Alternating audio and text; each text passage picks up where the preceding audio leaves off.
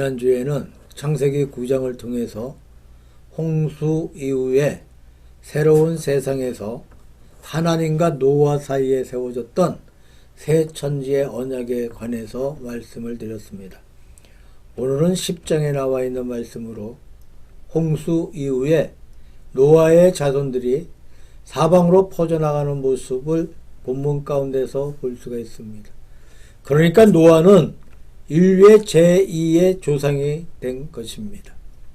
1절에서 5절까지는 야벳 계통의 자손의 분포도를 밝히고 있고, 그 다음에 6절에서 20절까지에는 함 자손들의 퍼져가는 모습을 말씀하고 있습니다. 그리고 21절에서 30절까지는 셈 자손들의 퍼져나가는 지역과 모습들을 말씀해 주고 있습니다. 지금 우리가 세계사를 연구해 보면, 혹은 인류학을 연구해 보면 인류의 조상이 어떻게 분류되고 있는 것인가 하는 것에 대한 연구를 해서 사람들의 종족들을 구분해 놓은 것을 보게 되면 창세기 10장과 대단히 비슷한 것을 보게 됩니다. 문자적으로 반드시 정확한 것은 아니지만 대체적인 흐름이 창세기 10장에 나타나는 모습들과 일치되고 있는 것을 볼 수가 있습니다. 현재 세계에 있는 민족들을 보게 되면 백인, 확인, 황인, 흑인 이렇게 3파로 나누어져 있습니다. 백인 혹은 아리아인 계통이라고 하는 것은 성경에서 말하는 야벳 계통입니다. 야벳이 백인 민족으로서 대부분 유럽 일대로 퍼져가서 지금 서양 문화를 만들어낸 족속이 되었습니다. 그 다음에 함 자손은 대체로 아프리카 지역에 퍼져가서 흑인종을 이루었습니다. 그리고 셈 자손들은 유대인들을 위시로 해서 동양에 분포되어 있습니다. 물론 그 중에는 예외도 있습니다. 예를 들어서 인도 사람들 같은 경우에는 얼굴이 검고 동양 지역에 있지만 이 골격과 모습, 얼굴 이 모습들을 보게 되면 동양인이 아닌 백인입니다. 백인들이 그곳에서 오래 살면서 태양 아래 얼굴이 검어져서 흑인처럼 보이지만 모발이나 코의 선이나 흉모 등 이런 것들을 볼 때에 아리아인 계통, 즉 야벳 계통인 것을 볼 수가 있습니다. 이처럼 섞여 있는 것도 있지만 대체로 야벳 계통은 유럽으로, 셈 자손은 동양으로, 그리고 함 자손은 아프리카로 건너갔다고 볼 수가 있습니다. 첫째로 우리가 생각해 볼 것은 야벳 자손입니다. 오늘 본문 2절에서 4절까지 보게 되면 야벳 족속을 먼저 말하고 있습니다만 노아 아들의 순서는 셈, 한, 야벳이었습니다. 야벳의 뜻은 확장하다라는 뜻입니다. 그래서 야벳 계통은 가장 복을 많이 받았고 많은 영토를 확장해서 아주 왕성한 족속이 되었어요. 이 야벳의 자손들의 이름이 나와 있습니다만 대부분이 고대 이름이라서 분명히 어느 민족인지 족속인지 모르는 것도 있지만 알 수 있는 것도 있는데, 이들은 가령 이 가운데 야완이라는 이름이 있습니다. 이 야완이라는 이름은 헬라인들입니다. 발칸반도의 헬라인들을 가리키고 있다고 보고 있습니다. 그리고 메색이라는 것이 있는데 이들은 러시아를 말하고 있습니다. 또 아스그나스라는 것은 게르만 족속들을 말합니다. 달시스라는 것은 스페인 계통, 서바나 계통을 말하고 있습니다. 지금 말씀드린 대로 러시아 계통은 슬라브인들인데 대체로 북쪽에 속해 있어서 북극의 곰이라고도 합니다. 그리고 독일 계통은 게르만 계통인데 이 계통은 대단히 강력한 계통이 되어서 유럽 국가 중에 가장 머리가 좋다고 생각하고 있습니다. 그리고 스페인 계통은 남반에 주로 있는데 이들은 한때 전 세계를 제패해서 바다를 지배하게 되고 아메리카 대륙을 발견하였습니다.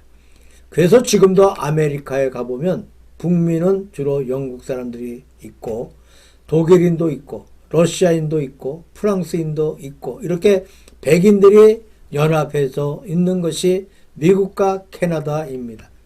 그렇지만 남미로 내려가게 되면 전부가 스페인 계통의 포르투갈 계통입니다. 나라가 많이 있지만 모두 스페인 말을 사용하고 있고 브라질 한 나라만 포르투갈어를 사용하고 있습니다. 자, 스페인 계통들이 그곳에서 굉장히 많은 땅을 차지하고 많은 국가를 만들었어요. 언젠가 지진이 나서 참사를 당한 멕시코도 스페인 계통입니다. 이것을 볼 때 야벳 계통은 굉장히 많이 퍼져 나갔습니다. 이 야벳 계통에서 문화가 가장 크게 발달했습니다. 보통 현재 세계 문화의 전신은 유럽 문화이고 유럽 문화의 전신은 헬라 문화입니다.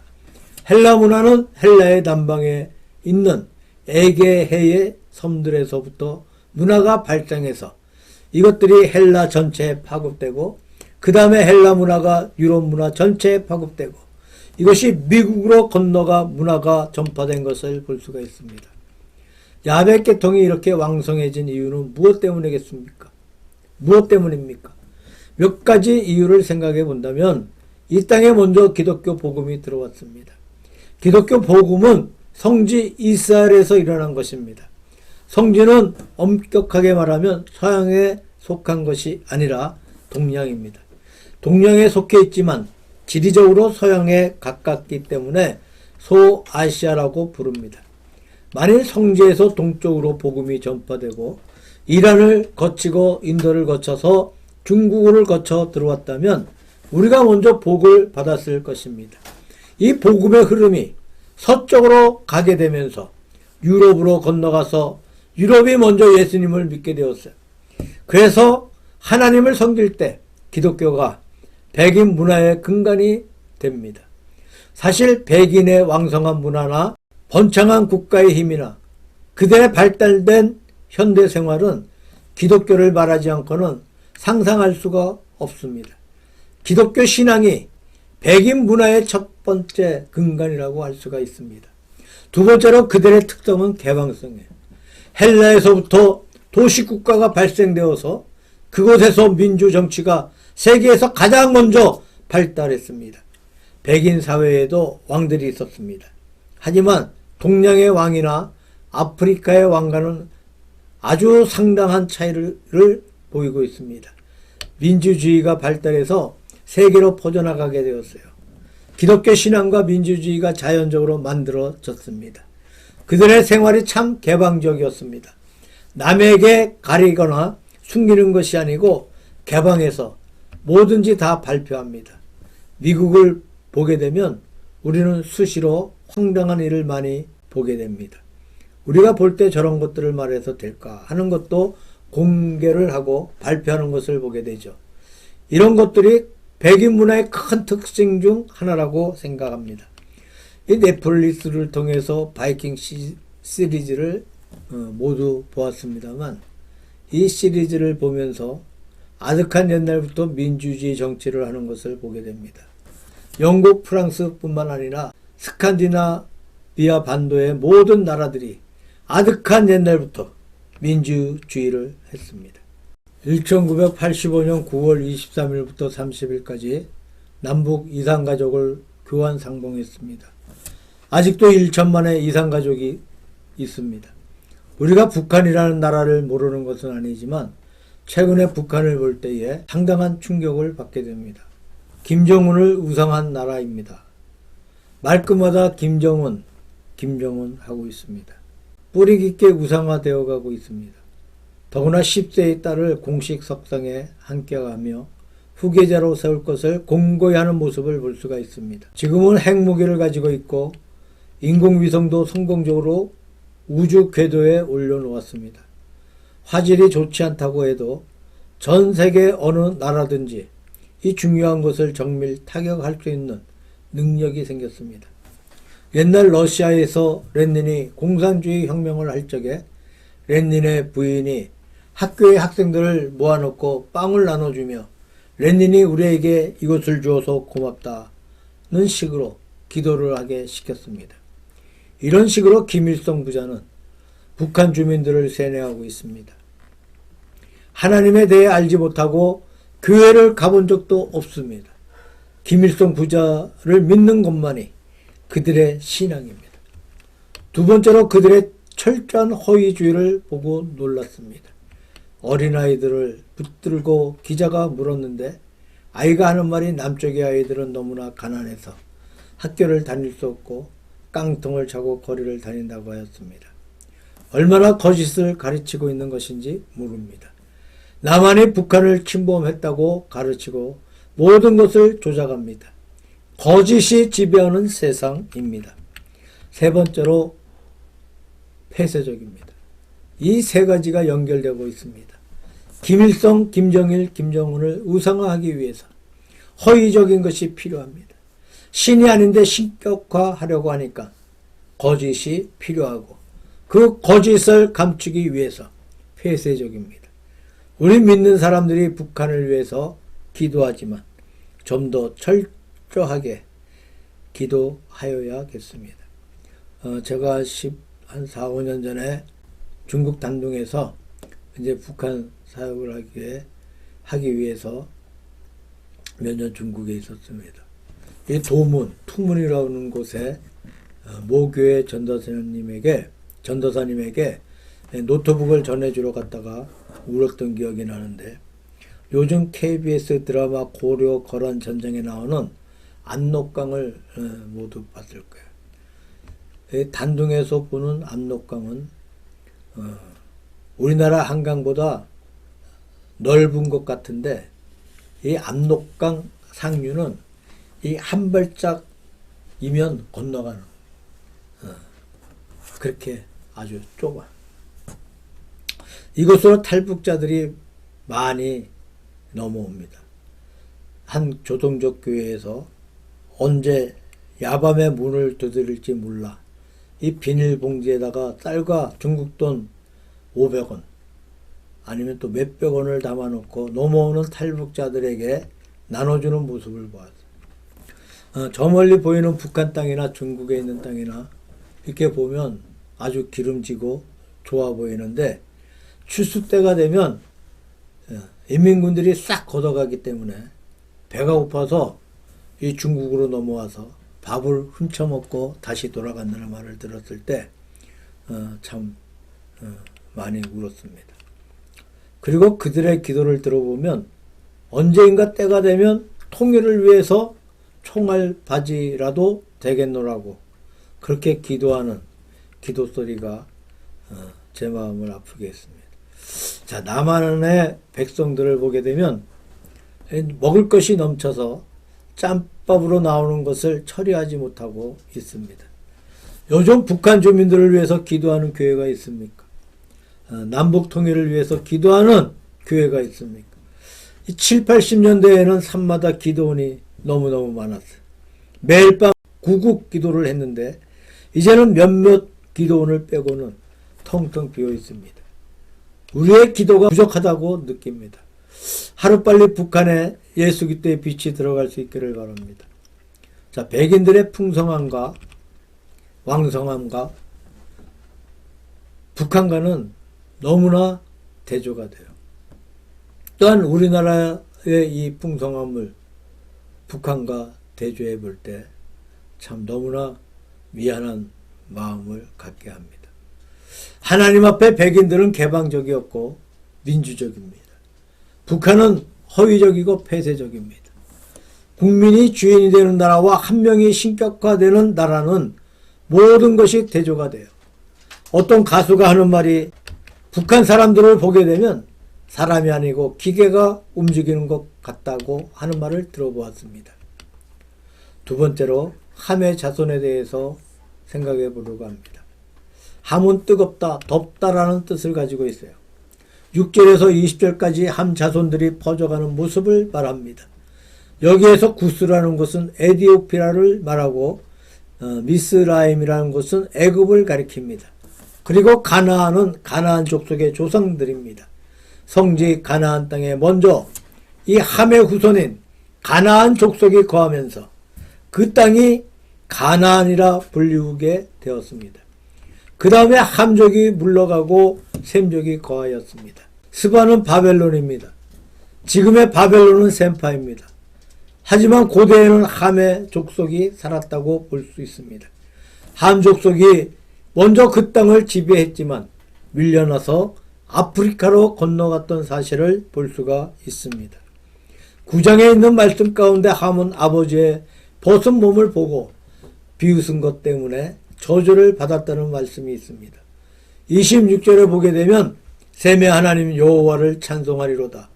가나안은 셈의 종이 되고 하나님이 야벳을 창대케 하사 셈의 장막에 거하게 하시고 가나안은 그의 종이 되리라고 했습니다.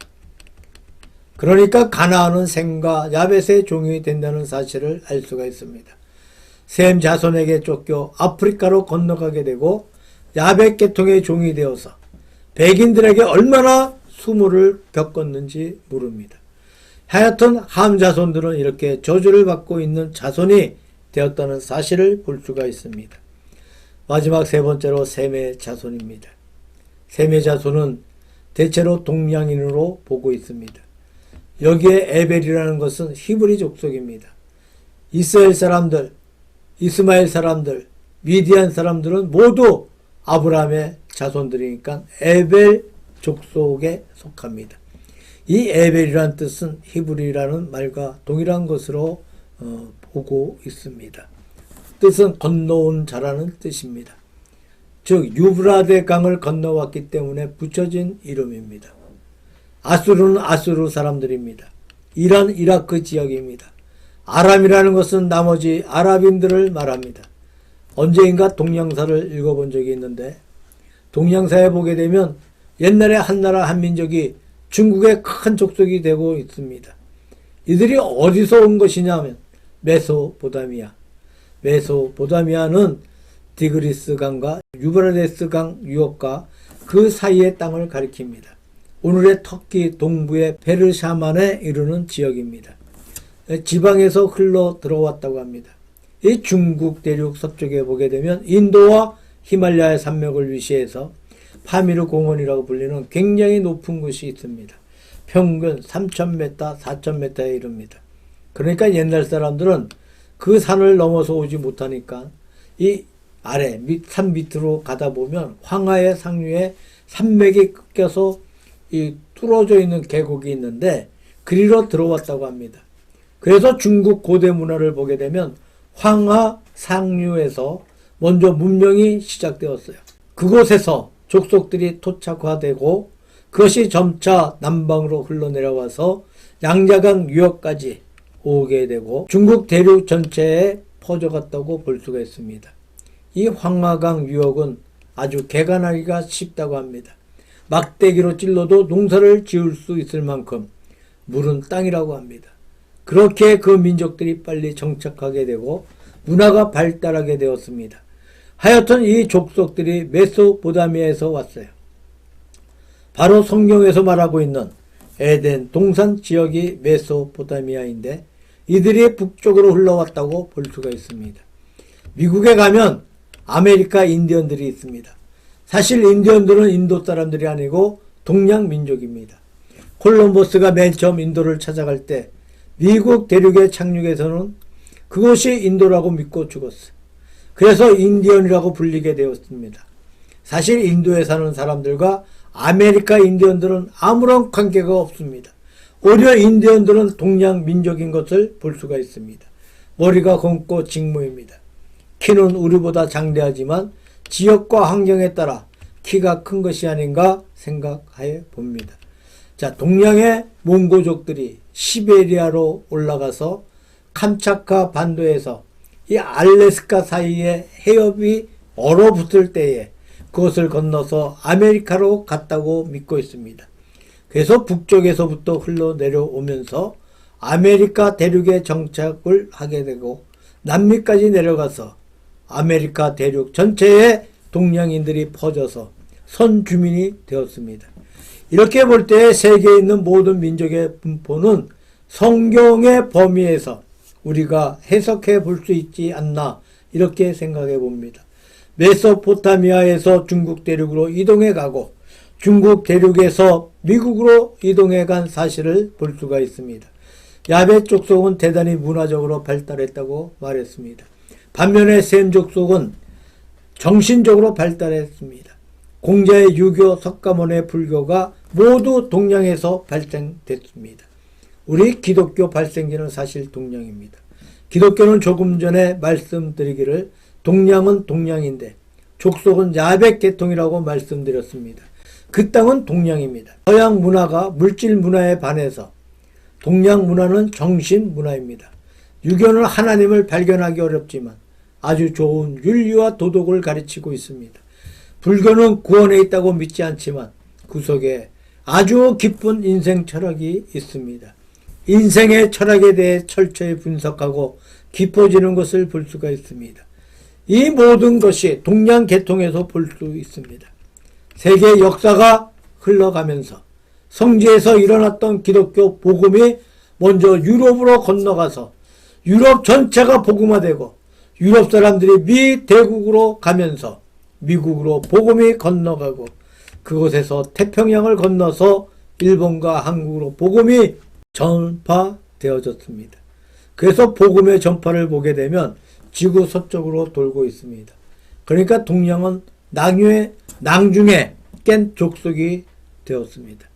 먼저 깨었던 백인들의 세계가 한때 대단히 왕성했지만 지금은 너무나 많이 타락하였습니다. 그 타락은 어디에서 왔습니까? 기독교 신앙의 타락에서 왔어요. 왕성했던 기독교가 십자군 원정을 기점으로 약해지고 타락해진 것을 보게 됩니다. 종교개혁 이후에 조금 살아난 것 같았는데 다시 약해져서 지금은 오랜 전통으로만 남아 있어서 그 속의 생명은 거의 사라지고 없습니다. 그리고 미국의 복음도 초기에는 대단히 왕성하였지만 나라가 아주 자꾸 커지고 발달하니까 그만 현실의 도취가 되어서 신앙이 약해져 가는 가운데 있습니다. 미국을 지금은 오후 3시의 나라라고 말합니다. 오전의 나라는 아니라는 거예요. 자, 정오의 나라도 아닙니다. 오후의 나라는 아닙니다. 반면에 우리 동양은 오전의 나라라고 합니다. 아직도 정오에 이르지 못하였어. 그렇기 때문에 우리가 복음을 늦게 들어온 것을 원망할 것은 아닙니다. 지금도 우리는 대단히 감사해야 합니다. 하지만 내용까지 충실해질 때에 늦게 깨어난 우리 동양의 기독교가 외국에 먼저 깨어난 사람들에게 복음을 전할 수 있게 되기를 원합니다.